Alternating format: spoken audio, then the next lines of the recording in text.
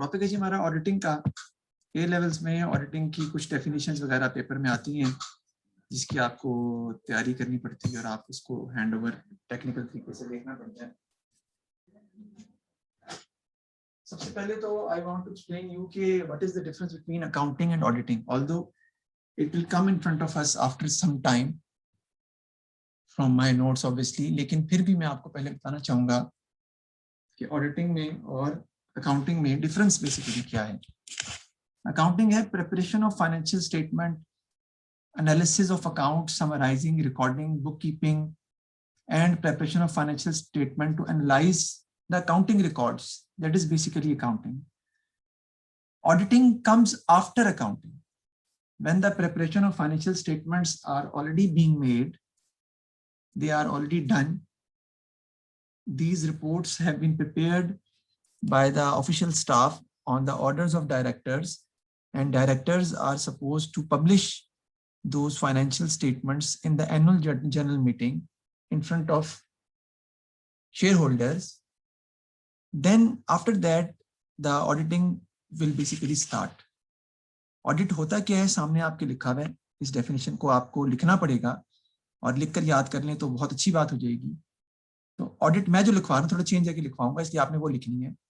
Audit is an independent examination of financial statements of an entity. लिखें, audit is an independent examination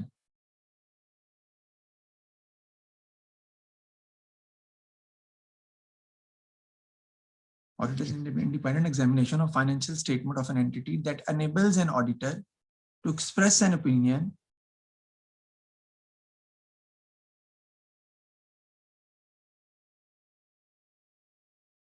audit is an independent examination of financial statements, यानी हम examine करते हैं कि financial statement सही बनी है या नहीं बनी है, जो कि that enables an auditor, जो ऑडिटर को इस काबिल बनाता है to express an opinion, कि वो अपना ओपिनियन, इंडिपेंडेंट ओपिनियन दे सके whether the financial statements are prepared in accordance with, आगे लिखने की जरूरत नहीं है, in accordance with international accounting standards. That is enough.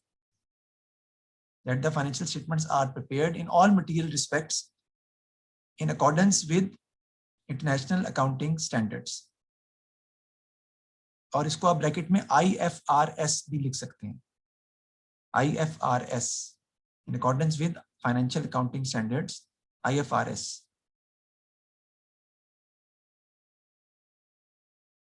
ठीक है जी, दोबारा इसको रिपीट करता हूं। Audit is an independent examination of financial statements which are prepared by the directors, which are published by the directors in front of shareholders, that enables an auditor to express an opinion whether the financial statements are prepared in all material respects in accordance with the international accounting standards, IFRS. IFRS क्या होता है? International financial reporting standards भी कहते हैं इसको ना, इसलिए मैंने इसको भी यूज किया। अच्छा, इंटरनेशनल स्टैंडर्ड ऑफ ऑडिटिंग भी होते हैं, यानी ऑडिटिंग के भी स्टैंडर्ड्स होते हैं कि आपने ऑडिट किस तरीके से करना है, लेकिन वो हमारे कोर्स में नहीं, इस चीज को हम डिस्कस नहीं करेंगे। तो फुल स्टॉप के बाद आगे आपने लिखना है जी, आगे लिखना है जी आपने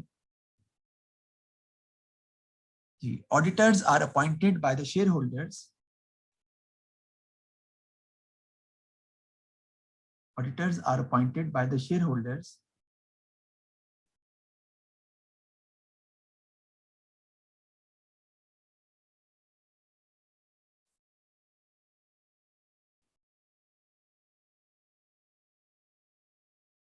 auditors are appointed by the shareholders, ये लिखना है आपने, to ensure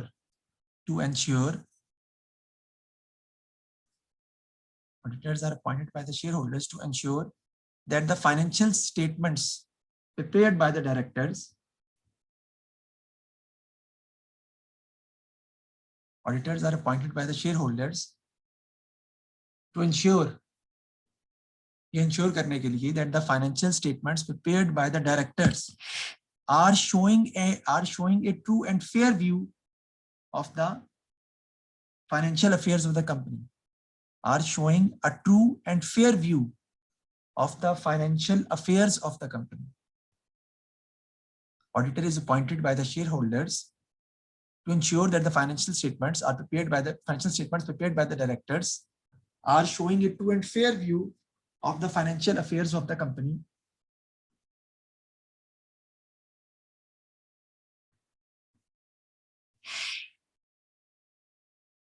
Right?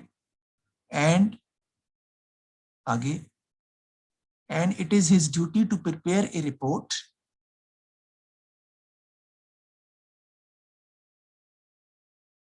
and it is his duty to prepare a report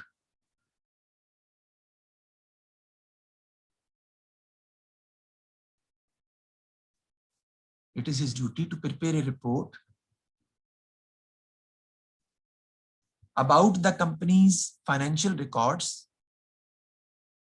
which is presented to the shareholders. It is his duty to prepare a report about the company's financial records which is presented to the shareholders in the annual general meeting. Which is presented to the shareholders in the annual general meeting.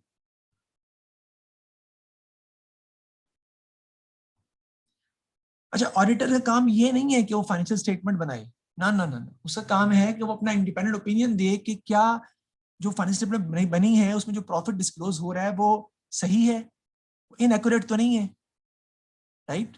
यानी वो अपना opinion देता है कि ensure के financial statements are correctly prepared, they are showing a true and fair view of the business. जो profit disclose हो रहा है बाकी इतना ही प्रॉफिट कंपनी को हुआ है या कंपनी ने कोई मिसलीडिंग इंफॉर्मेशन दी है. ठीक है जी. इसके आगे थोड़ी सी अब बात हम करते हैं कि क्या वजह है कि जो शेयर होल्डर्स हैं वो खुद क्यों नहीं ऑडिट कर सकते. Because shareholders they lack knowledge, they lack the skills, they lack the experience, they don't have the technical expertise to evaluate the performance of the business. Auditor is a person who is professionally qualified. जैसे chartered accountant है, chartered accountants के पास authority है तो वो किसी भी company के financial statements को ऑडिट कर सकते हैं. उन्होंने, क्योंकि उनके वो प्रोफेशनली क्वालिफाइड है, सर्टिफिकेशन है उनके पास, वो अपना ओपिनियन देते हैं कि कंपनी जो है वो अपनी फाइनेंशियल स्टेटमेंट्स उन्होंने कंपनी ने करेक्ट बनाई है नहीं बनाई है. और इसी तरह ऑडिटर बहुत पैसे भी कमाते हैं और ऑडिटर 2 नंबर तरीके से पैसे भी कमाते हैं, हराम भी कमाते हैं. इस तरीके से हराम इसलिए कमाते हैं कि वो गलत रिपोर्ट दे देते हैं कि फाइनेंशियल रिकॉर्ड्स बिल्कुल सही शो हो रहे हैं जबकि वो सही शो नहीं हो रहे होते. लेकिन उनको क्योंकि अथॉरिटी है, ऑर्डिनेंस 1961 के अंडर जो सी ऑर्डिनेंस है, that they can give report on the financial statements, they can go for the financial audit of a company. तो वो हम रिपोर्ट बनाकर दे देते हैं. आगे देखें जी, आगे इसमें आपने लिखना है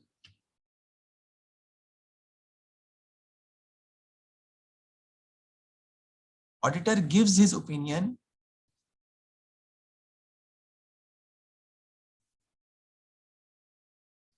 auditor gives his opinion after getting reasonable assurance. Auditor gives his opinion after getting reasonable assurance and after getting reasonable assurance and sufficient appropriate audit evidence. Auditor gives his opinion after getting reasonable assurance and sufficient appropriate audit evidence that the financial statements are not materially misstated.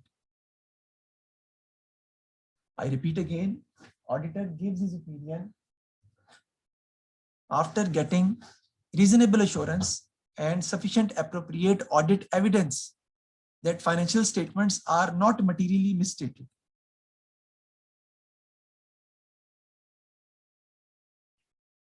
ये definition है जी.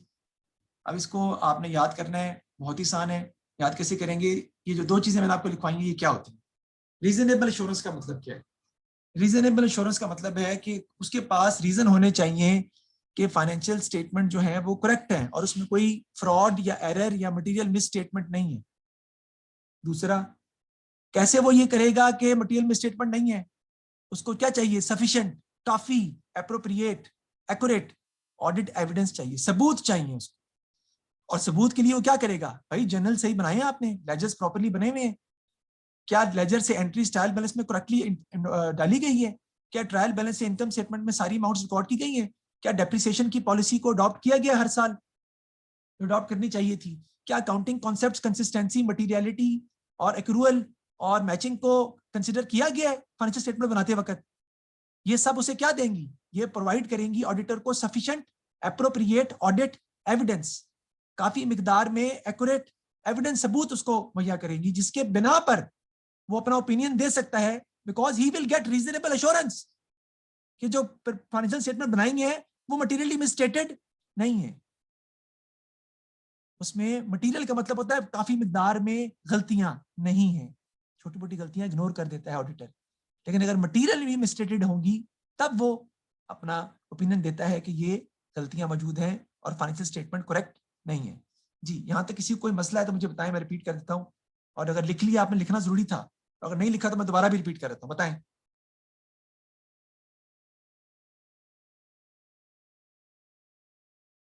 जी बोलें।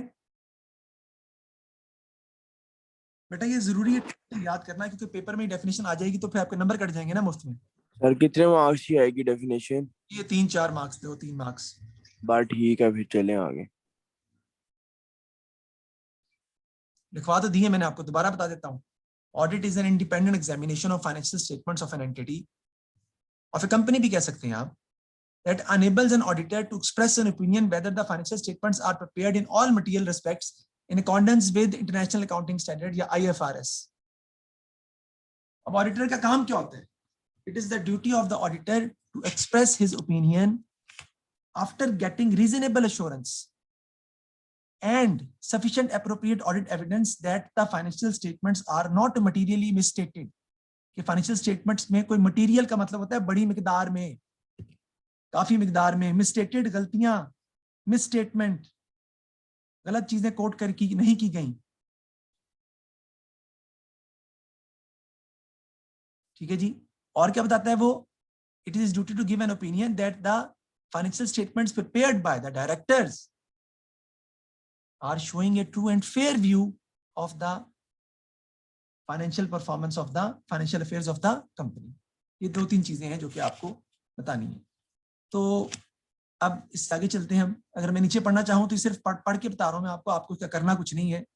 Auditor involve करता है, examination of financial statement में involve होता है, ये लिखा। Auditor is not responsible for the preparation of financial statement. Financial statement बनाते कौन है? कौन बनाते हैं? कौन रिस्पॉन्सिबल है? फाइनेंशियल स्टेटमेंट बनाने के रिस्पॉन्सिबल कौन है? बोलो यार, फाइनेंशियल स्टेटमेंट बनाने के रिस्पॉन्सिबल कौन होते हैं? अकाउंटेंट। अकाउंटेंट जो होता है, अकाउंटेंट तो कंपनी के एम्प्लॉय होंगे ना, directors. Directors are basically responsible for the preparation of financial statement और for the management of the whole affairs of the company.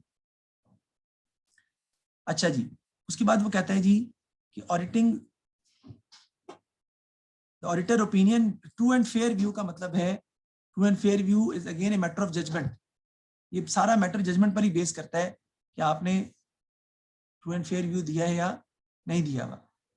Bye there is a need for an audit, ये लिखा हुआ है। Audit की जरूरत क्या है भाई? फाइनेंशियल स्टेटमेंट में क्या हो सकते हैं? एरर हो सकते हैं, फ्रॉड हो सकते हैं, मिसलीडिंग हो सकते हैं, डेलिबरेटली मिसलीडिंग हो सकते हैं, fail to discover relevant information हो सकते हैं, fail to confirm to regulation हो सकते हैं। रेगुलेशन का मतलब है आईएएस के मुताबिक नहीं होंगे। सोल्यूशन इसका क्या है? भाई हम अपनी रिपोर्ट्स बनाएं और उसके इंडिपेंडेंट पर्सन से चेक करवाएं कि भाई ये फाइनेंशियल स्टेटमेंट सही है या गलत है। ओके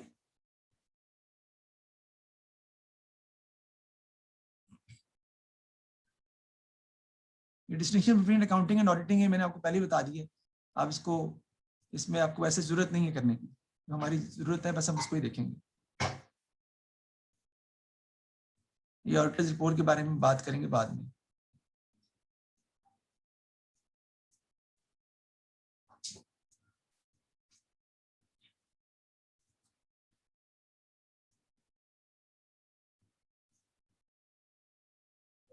इसको भी छोड़ देते हैं हम, क्योंकि ये बेसिकली आपके कोर्स में इतना है नहीं। Rights and duties of audit हमने करने हैं basically.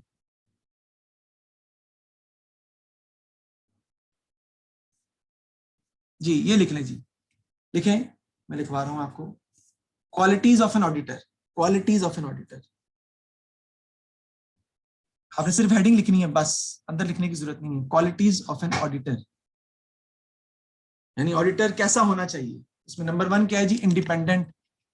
He should be independent of management, he should not under the control of the management, he should be able to give his opinion on his own behalf rather than having any influence by the management.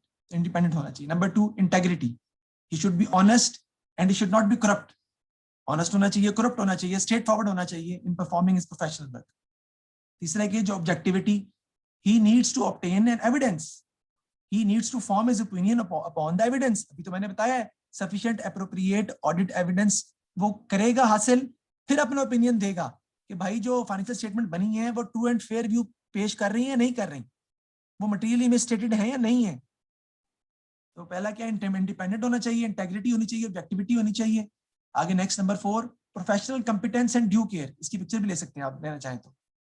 Professional competence and due care का मतलब क्या है, he should be competent in his professional qualification and he should used all his skills and expertise, ठीक है ना, for the audit to perform his work. और due diligence के साथ काम करना चाहिए उसके, यानी कि पूरी केयर के साथ, प्रोफेशनल कंपिटेंस के साथ काम करे। कॉन्फिडेंशियलिटी, ऑडिटर की जरूरी है कि वो जो इंफॉर्मेशन है कंपनी की वो डिस्क्लोज ना करे लोगों को। तो कॉन्फिडेंशियल जो रिपोर्ट्स हैं वो उसके पास रहनी चाहिए और उसको अपने तक ही रखना चाहिए। Without the permission of the client उसको कोई भी चीज जो है वो पब्लिश नहीं करनी चाहिए। प्रोफेशनल बिहेवियर होना चाहिए, वो आपको पहले बता दी है, he should be professional behaviour उसका होना चाहिए, प्रोफेशनल नॉलेज होना चाहिए, स्किल्ड होना चाहिए वो, ठीक है जी। टेक्निकल स्टैंडर्ड्स वो मैंने आपको पहले बता दिया है कि he should take all his decisions, he should perform all his tasks according to international accounting standards which are set internationally. ये है qualities of an auditor. Auditor को कैसा होना चाहिए, इंडिपेंडेंट होना चाहिए, आजाद ओपिनियन देना चाहिए उसको, इंटेग्रिटी होनी चाहिए उसके अंदर, ऑनेस्ट होना चाहिए, करप्ट नहीं होना चाहिए, ठीक है जी। और क्या होना चाहिए, वो ऑनेस्ट के अलावा करप्ट नहीं होना चाहिए, और भी चीजें हो सकती हैं उसके अंदर। प्रिंसिपल ग्राउंड्स उसके होने चाहिए, he should be a man of principle, असूल का बंदा होना चाहिए। ऑब्जेक्टिविटी होनी चाहिए उसके अंदर कि एविडेंस के साथ बात करें। प्रोफेशनल कंपटीशन, ड्यू केयर होनी चाहिए, कॉन्फिडेंशियलिटी होनी चाहिए कि कंपनी के राज अफशा ना करें वो। प्रोफेशनल बिहेवियर होना चाहिए, टेक्निकल स्टैंडर्ड्स के बारे में मैंने आपको ऑलरेडी बता दिया। आगे चलते हैं जी। ऑडिट एविडेंस के बारे में बात की थी, वही ऑडिट एविडेंस जिसके बारे में आपको बता रहा हूँ, लेकिन अभी फिर हमें इसकी जरूरत नहीं है। रीजनेबल एश्योरेंस का मैंने आपको बताया था क्या होती है, कि financial statements are not materially misstated, ये श्योर होना चाहिए उसको। और ये एश्योरेंस कैसे आती है, और ऑडिट एविडेंस ऑब्टेन करने से आती है।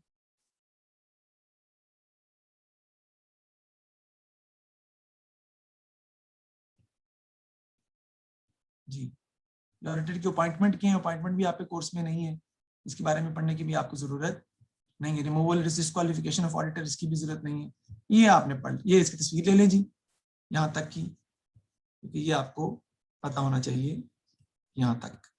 Rights and duties of auditor जो है वो क्या है, इसकी पिक्चर ले लें, ये पेपर में आ सकते हैं आपके, कि राइट्स और ड्यूटीज ऑफ ऑडिटर जो है वो क्या होती हैं। ऑडिटर की राइट्स एंड ड्यूटीज क्या है जी, right of access to books of accounts and vouchers, he has the right to access books of account, check कर सकता है। Right of information, he can receive information from the employees of the company.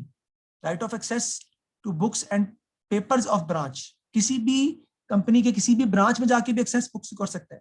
Right to receive notice of general meetings and attend these meetings, notice general meetings के अटेंड कर सकता है वो, और मीटिंग अटेंड भी कर सकता है कि वो कंपनी के बारे में बता सके। Right to make representation where another person is being appointed as auditor, जब कोई और बंदा, यानी कि एक आपने ऑडिटर अपॉइंट किया था और उसने किसी और बंदे को अपना रिप्रेजेंटेटिव बना के कंपनी भेज दिया है, तो वो भी उसका हक है कि वो किसी और बंदे को अपनी जगह पर भेज सकता है रिप्रेजेंटेटिव बना के, ये मतलब है इसका। ड्यूटीज क्या है ऑडिटर की, आपको पहले ही पता है, he has to express an opinion, he has to give a report to the members, to the shareholders about the books of accounts, balance sheet and profit loss account examined by him, where any matter reported upon is answered in the negative or with a qualification, the report shall include reasons for such qualification in factual position। Qualification क्या होती है, जरा इसके बारे में बात कर लेते हैं। दे जी बेटा, ऑडिटर्स दो किस्म की रिपोर्ट्स बनाता है, एक होती है अनक्वालिफाइड रिपोर्ट, एक होती है क्वालिफाइड रिपोर्ट। दोबारा रिपीट कर रहा हूँ, ऑडिटर्स दो किस्म की रिपोर्ट देते हैं। सर कौन सी रिपोर्ट? चलो कर लो कमाई। It is the duty of the auditor to express an opinion about the financial statements of the business and to give a report that the financial statements are showing a true and fair view of the business, which are prepared by the directors. And for that, what he does, he needs to get reasonable assurance by collecting sufficient appropriate audit evidence that the financial statements are not materially misstated. ठीक है जी? तो क्या है जी? Unqualified report ये होती है कि सब कुछ ठीक है। अनक्वालिफाइड रिपोर्ट का मतलब है unqualified report prepared and given by the auditor means that the financial statements are showing a true and fair view of the business and there is no error and material misstatement found in the report, found in the financial statement. कोई error और कोई material misstatement हमें पता नहीं चली। Qualified report क्या होती है? क्वालिफाइड रिपोर्ट ये होती है, it is an independent opinion by the. ये अनक्वालिफाइड रिपोर्ट रिपीट कर देंगे? जी जी, अनक्वालिफाइड रिपोर्ट बेसिकली ये होती है, लिखवाऊंगा भी मैं अभी आपको, तो मैं वैसे ही बता रहा हूँ। अनक्वालिफाइड रिपोर्ट ये होती है कि ऑडिटर ये कहता है कि भाई जो फाइनेंशियल स्टेटमेंट्स मैंने एग्जामिन की हैं, मैंने चेक की हैं, वो बिल्कुल सही, वो बिल्कुल ट्रू एंड फेयर व्यू दे रही हैं और एब्सोल्युटली करेक्ट बनी है। इसे कहते हैं अनक्वालिफाइड ओपिनियन। क्वालिफाइड ओपिनियन ये कहता है, वो कहता है कि मैं ये क्वालिफाई करता हूं कि मैंने ये क्वालिफिकेशन फाइंड की है कि ये एरर्स इसमें मौजूद हैं और कंपनी की जो फाइनेंशियल स्टेटमेंट है वो करेक्ट नहीं है, उसमें एरर्स हैं और वो मटीरियली मिसस्टेटेड है।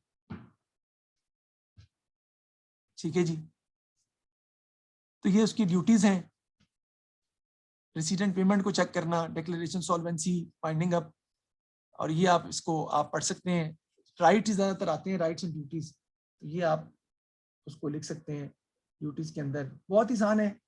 अगर ड्यूटी में आप सिर्फ ये भी लिख देना कि he has the duty to express an opinion about the financial statement, he has the duty to check the examine the records of the financial statement, he has the duty to give an auditor report about the financial statement, he has the duty to prepare everything in accordance with the international accounting standards। तो ये सब उसकी duties में ही आती हैं। वही जो मैंने डेफिनेशन बयान की उसी को आपने ड्यूटीज में लिखकर बयान कर देना। ये सारी ड्यूटी जो मैंने लिखी है ये बताने की जरूरत नहीं है, कोई प्रॉब्लम नहीं इसमें कि आप ये सारा कुछ लिखें। ठीक होगी जी बात? तो ये मैंने कुछ चीजें हैं जो आपको बताई हैं, करवाई हैं ऑडिटिंग के हवाले से। अब आगे मैं आपको बता रहा हूं, इसमें जरूरत नहीं है आपको। आगे लिखें जी जो मैं बता रहा हूं जी, लिखें अनक्वालिफाइड रिपोर्ट लिखें जी।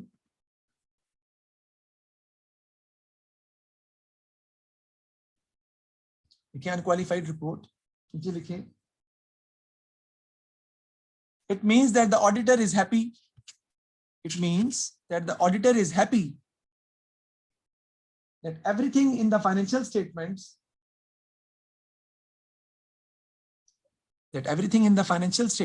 and in the director's report are fine। Simple, कुछ भी लिख सकते हैं भाई, anything in the director's report and the financial statements are fine and showing a true and fair view of the business। ये unqualified report हो गई। ठीक है नहीं? अब लिखें qualified report.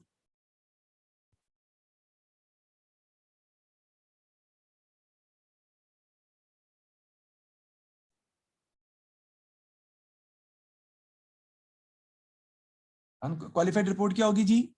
If the auditor finds some errors during the audit, if auditor finds some errors during the audit or inaccurate information, they can issue qualified report. They can issue qualified report that the financial statements are not correct and are materially misstated. And the financial statements are not correct and are materially misstated.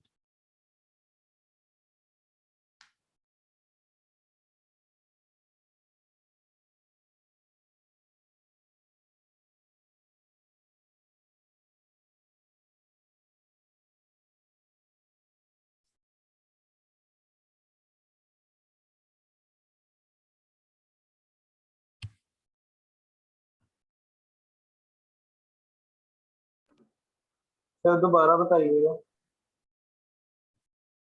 जी मैंने बताया जी कि during the audit, if auditor finds some errors or inaccurate information, he issues a qualified report that the financial statements are not showing a true and fair view of the business and are materially misstated. आप गौर करें, मैं सारे वही word बार बार use कर रहा हूं जो मैंने शुरू में वर्ड यूज किए थे, सारे वही वर्ड बार बार डिफरेंट तरीके से यूज कर रहा हूं।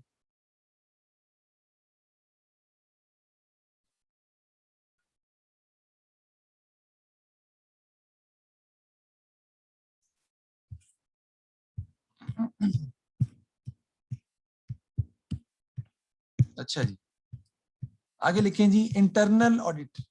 इंटरनल ऑडिटर लास्ट हमारा पॉइंट है जी, इंटरनल ऑडिटर का।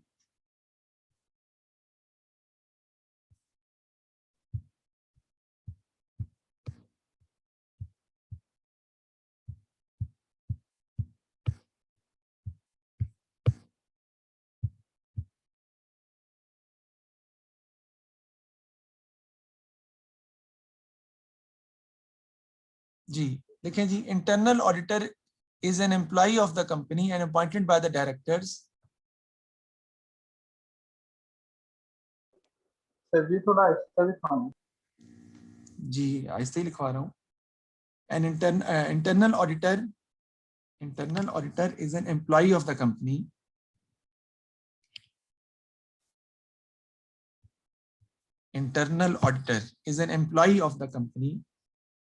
and appointed by the directors.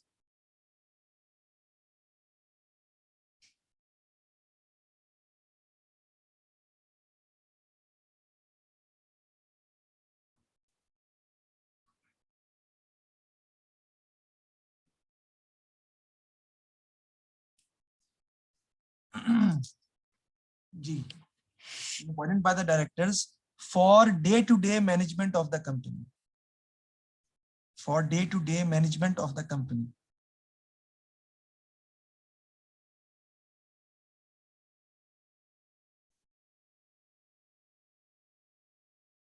For day-to-day management of the company.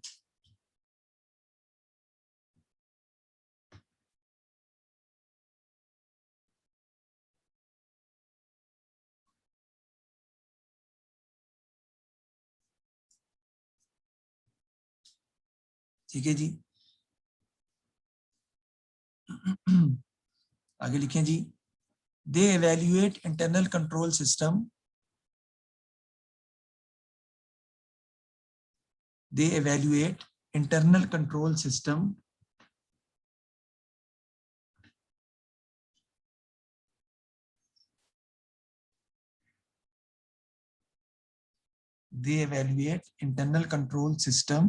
assess risk.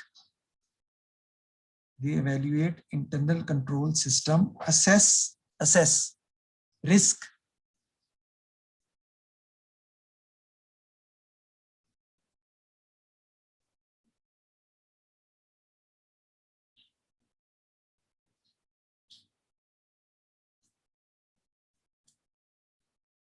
and they evaluate internal control system, assess risk, and test anti-fraud measures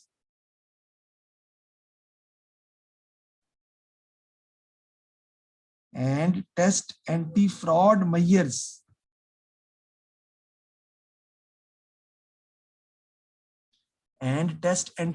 measures to achieve the objective of the company. And test anti-fraud measures to achieve the objective of the company.